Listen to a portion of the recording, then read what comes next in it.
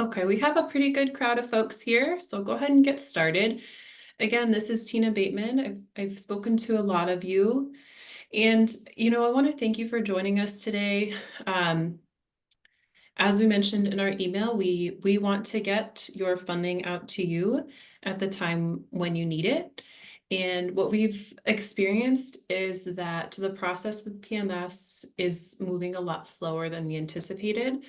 So we're implementing this manual drawdown process. It might be temporary, it might be go on for several months until we can get you guys into a system that offers some more automated processes. So our goal today is to show you how to request your funding. At that point, you'll be able to do it as soon as possible. And we'll go through all of the steps. I'm going to show you the form that we're going to use and where to find it.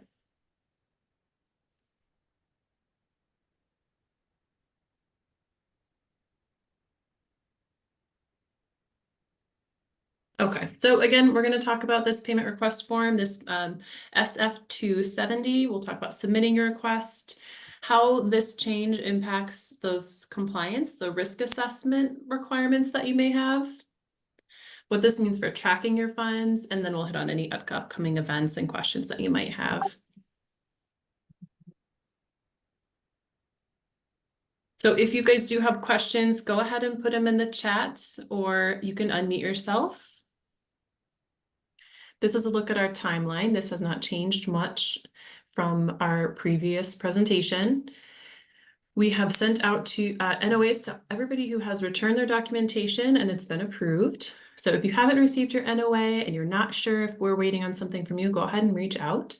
You should have also received the name of your program specialist with your NOA.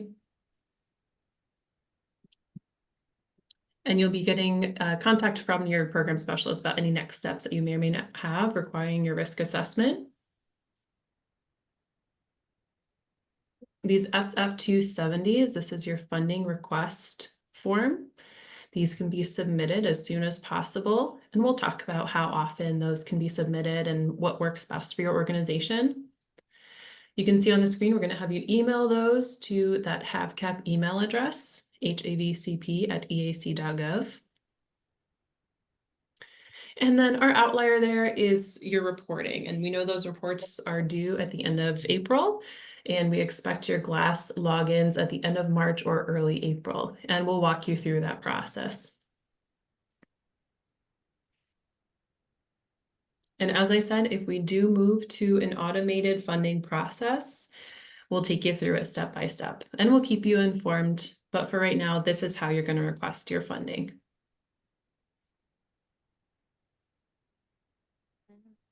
Okay, the standard form 270. Just a little bit of background for everybody. I've been on the nonprofit and the non-federal side, and it feels like everything is sometimes much harder than it needs to be and takes a lot longer. And that is true. Just so to help understand what's going on with this form here. So we are required by some federal guidelines, including the Paperwork Reduction Act, to utilize forms that have already been approved, or if we create our own form, anytime that we want to or need to request information from anyone in the public or our grantees or applicants, that has to go through a 90 to about 100-day process of paperwork reduction, or if we want to make any changes to an existing form. And the goal of that is really to reduce the burden for all of you, for the public, as well as to maintain a little bit of consistency wherever possible. So as we go through this form, keep that in mind that this is a standard federal form. It's used by many agencies for many different things. So I'm going to walk you through it. And this is the part where you may want to just jot down a few notes, take some screenshots. As I said, we're recording this. We'll post it to our website, and we'll put up some of the samples too that we walk through.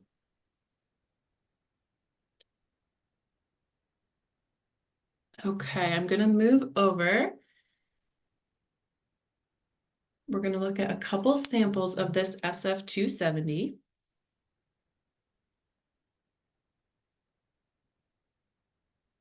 So you can see up top, it's a fillable PDF form. You'll notice that the title of this doesn't change, even if you change it on your computer. It's a smart form. Up here is all the information that you'll be inputting. If you see a blank box, one that's not this blue or gray color, that means it'll automatically populate. Just want to point out down here is the instructions for this form. Again, this is the instructions for this standard form. So I want you to fill it out to the best of your ability, reference this video online and those samples, and then send it in to us. If we have any questions or need any changes, we will reach out to you. Oh, shoot. Oh, doesn't matter. I got a little bit of background noise. Does somebody have a question? Either 11 a.m. or 4 p.m.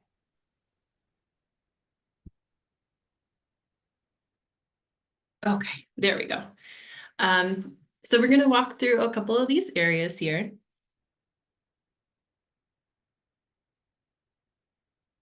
And if you look at numbers 4 and number 7, that is your EIN number. You'll want to confirm that you have those. They should be the same.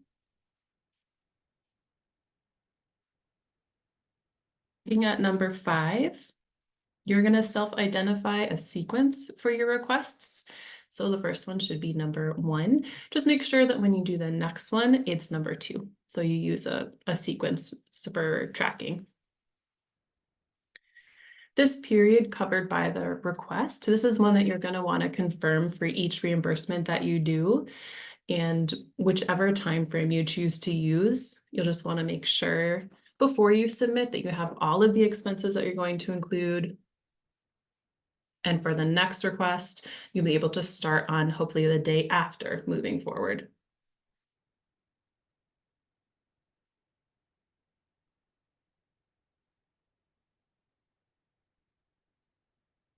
This recipient organization, this is the name of the grantee.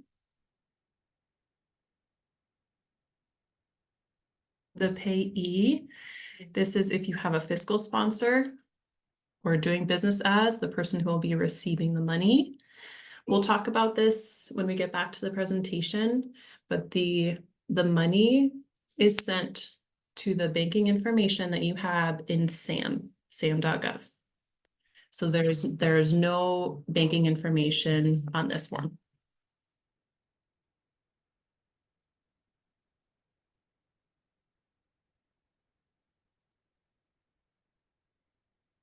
Okay, moving down to number 11. This is where a lot of the math takes place. And I want you to know that this looks and feels more complicated than it is when you get into it. So go in slowly with a clear head and don't save this for the end of the day and just think through it logically. So, and you can see those boxes that are white, those are going to auto-populate for you. So this date should be the second date that you identified up top, because we're saying these are the expenses that we've had as of March 31st of 2024. And we know that the period for this is February 1st, 24 through March 31st of 2024. So keep in mind that this is going to keep advancing in time as you submit reimbursements, and your totals are going to be cumulative for that whole time period. Line B is where you'll put in any program income. So outlays is expenses, things that you spent money on. So this is the total program outlays for this period. That includes everything. You can think of it kind of like when you're doing your taxes, you have to put in the total amount at the top, and then we're going to take things out as we go down this form.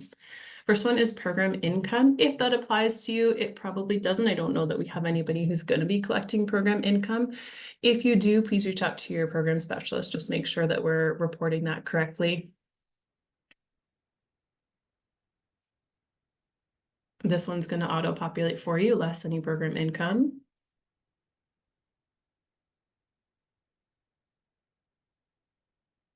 This is for any advanced payments. And for this program, we have asked that you have your invoices and receipts in hand, so it doesn't apply here. So you can just ignore line D there.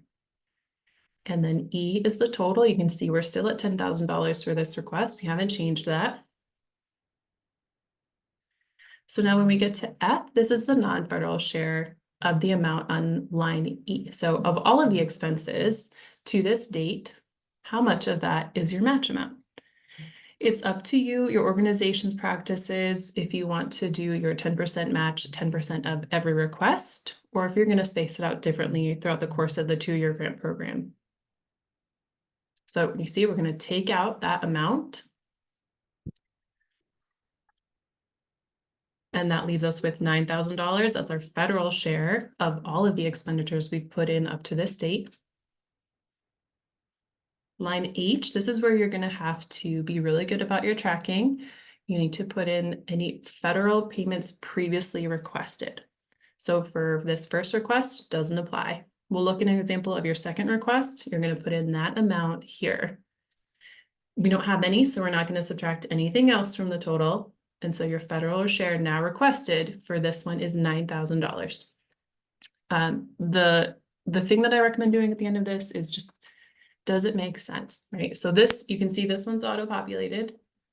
And before you go into your payment request, you should know how much federal funding you're requesting.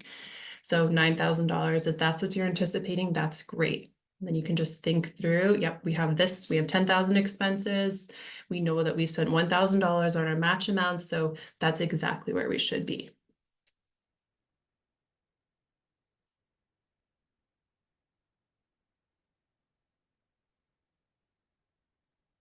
Any questions on those boxes? I'm going to show you this marked up version as well. It just kind of illustrates what we talked about. You know, those advances are not something that you're going to focus on.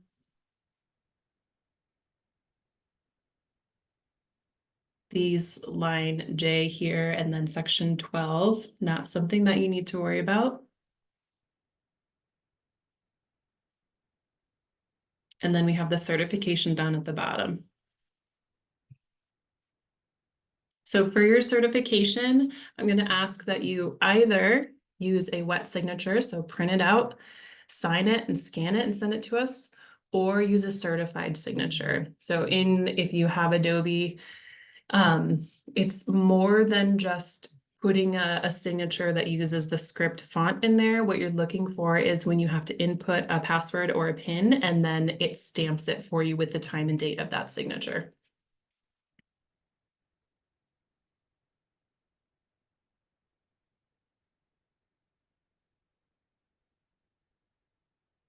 And that's it. Pretty easy cheesy once you get into it. So we're going to look now at what it's going to look like when you go into your second request. As we know, it'll be a little bit different.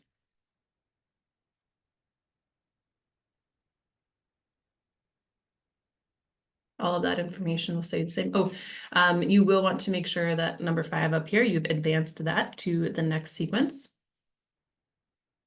And then our pay period will also advance to the next period covered by this request. And you don't want those to overlap, your request periods.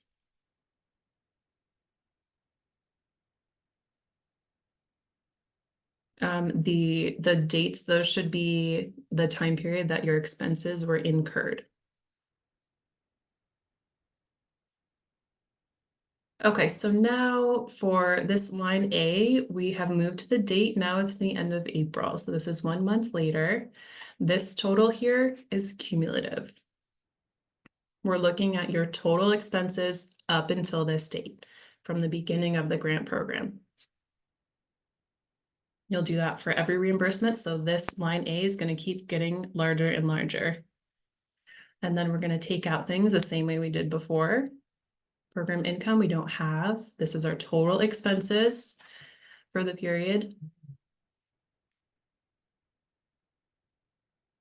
Our non-federal share, this time we have $1,500 in match we're going to take out. This is our federal share. And then you can see here, line H is federal payments previously requested. So this form is automatically going to take that out of your request. And for this one, you're asking for $7,500 in reimbursement.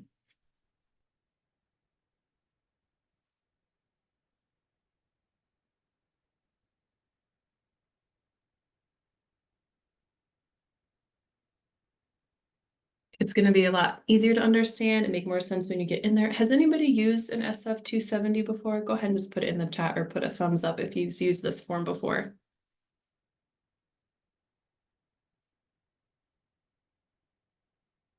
No, not yet.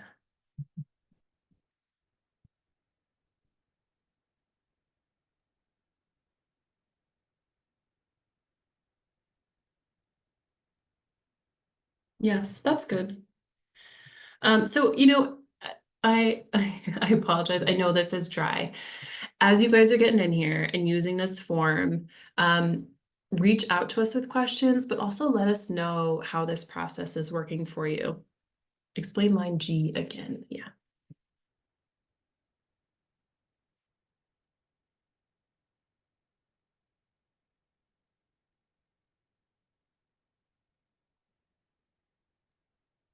Yep, my apologies there. I see that I actually made a mistake putting this sample together. So in this example, line G, and good catch, Josh, thanks. In this example, line G would actually be 13,500. So it would essentially be line E minus the non-federal share. Exactly. So that should be reduced. Sorry about that. Yeah. Exactly. Thanks, Sammy. My brain and the math was panicking. Oh gosh. Okay. That should be $13,500. And the explanation for that is, as Sammy said, you have to manually calculate how much of the total from 11E your organization would like to request in federal funds.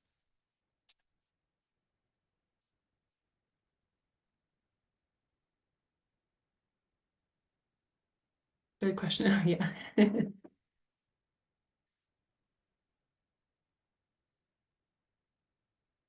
There we go.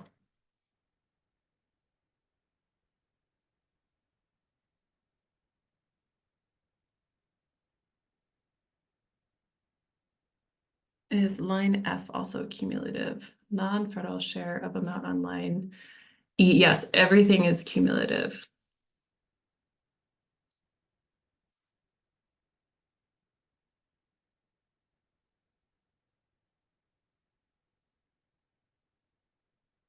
And the way that my brain understands that, Ramona, is right, we're starting with this total cumulative amount of everything we've spent on the program, and we have to get to the federal share that we're requesting for this period. So then we have to subtract out everything that doesn't apply or has already been drawn down.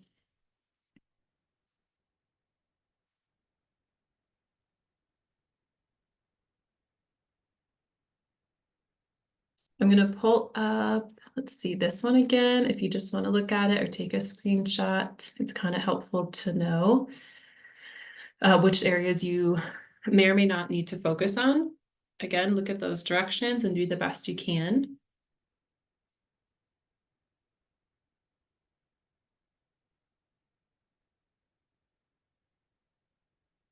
Okay, we're gonna hop back over to our PowerPoint, unless Sammy, you have anything else on the SF 270 that you wanna throw in or that I missed. That was actually absolutely great. Thanks, Tina.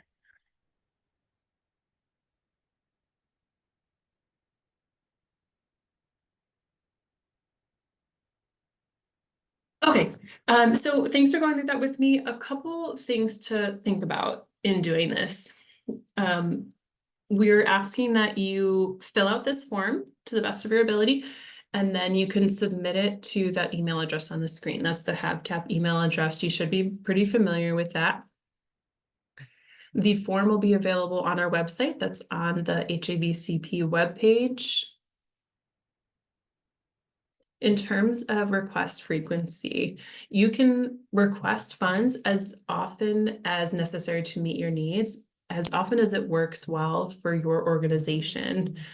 A couple of things to consider. One is your organization or your fiscal agent may or may not have some policy around this about how often you request reimbursement. So be mindful of that. And then thinking about the workload associated with processing funding disbursements, both for our fiscal team as well as for your own fiscal team. I find it's helpful to to pick a time frame and then decide if you're going to do a request, whether it's monthly, bi-monthly, quarterly, rather than doing them ad hoc, but you can do what works for you. Just keep in mind those dates and those time periods you have to be really careful of. If you find that you have an expense come up that you missed and you've already requested your reimbursement for that period, go ahead and reach out to us and we'll figure out what the best next step is for that situation. Can we do it twice a year? Yes, you certainly can, Josh. Yep, we have no requirements on how often or how infrequently you submit reimbursements. We want it to work for your program. We want you to have access to these funds. And as we mentioned, we ask that you have an invoice or a receipt to request your money. If you find that there's an expense that you need to advance funds for, if you're unable to pay for it and be reimbursed, we would want to be informed of that well in advance, and then we can work with you on making that happen.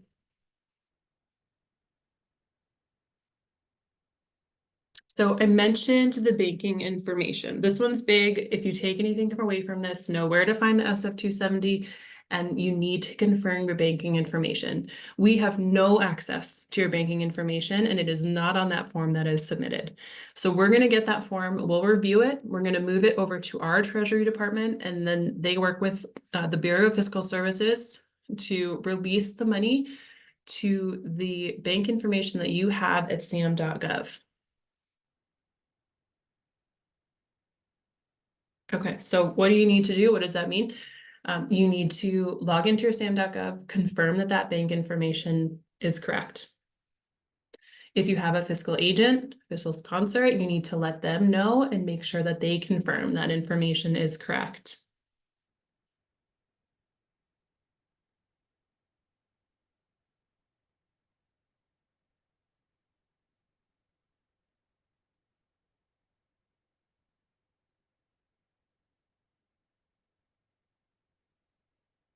So we're going to touch briefly on these compliant actions impact.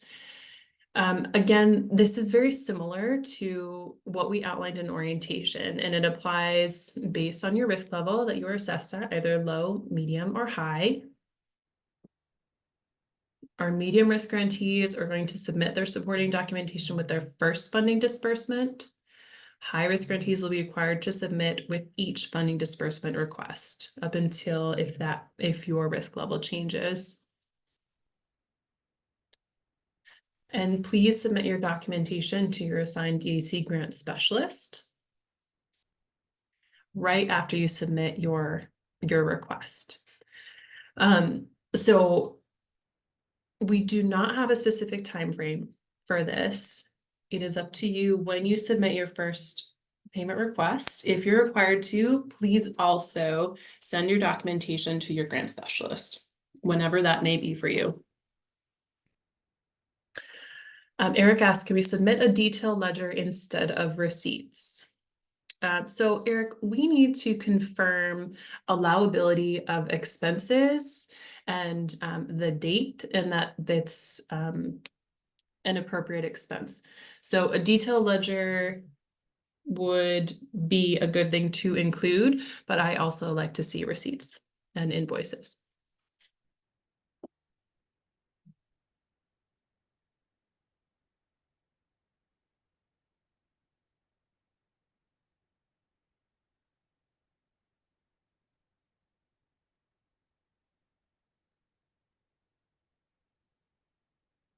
Any other questions while we're on this page?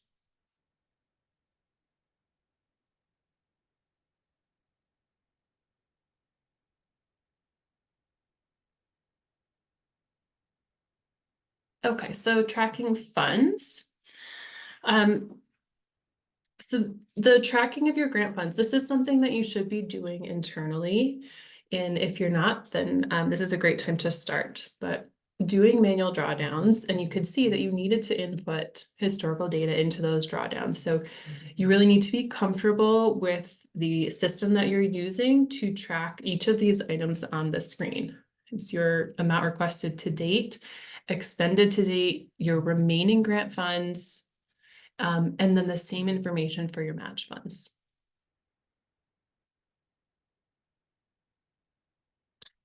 So it's important information for all of the reporting that you're going to be doing, for your own internal processes, for any future audits. And then lastly, if we do move to an automated system, you'll need all that information to upload to add to the system so that your balance is up to date and accurate.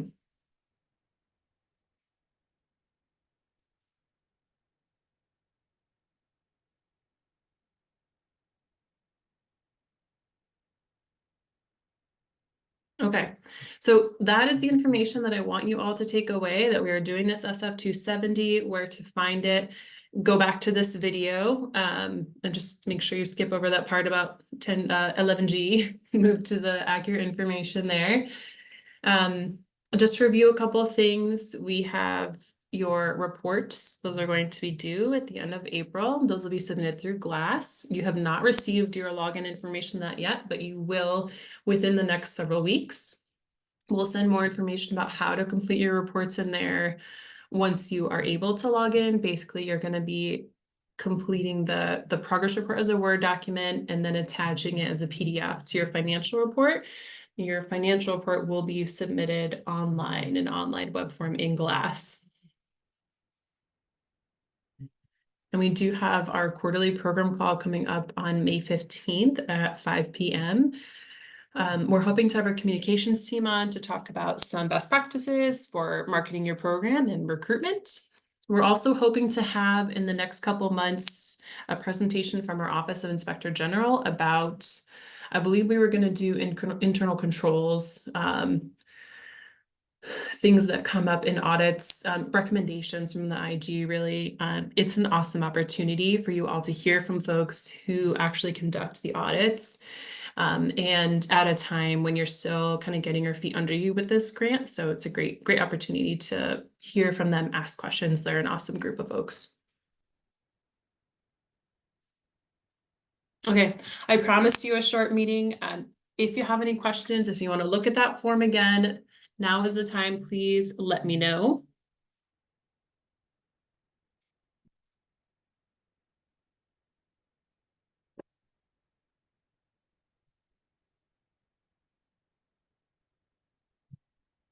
Is anyone in the meeting planning on submitting reimbursement in the next 2 weeks?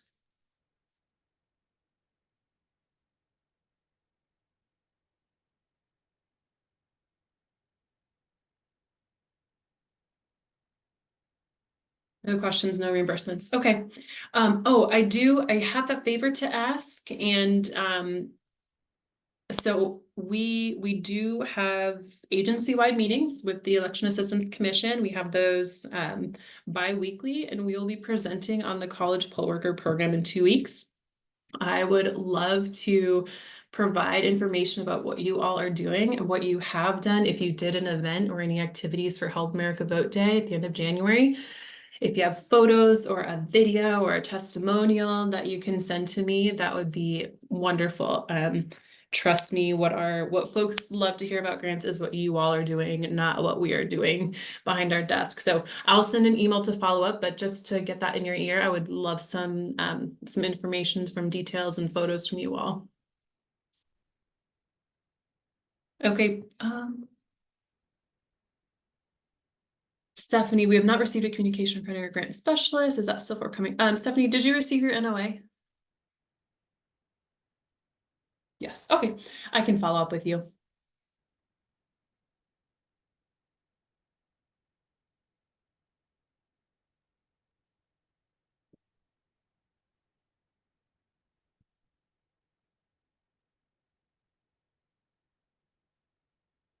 Anything else going once?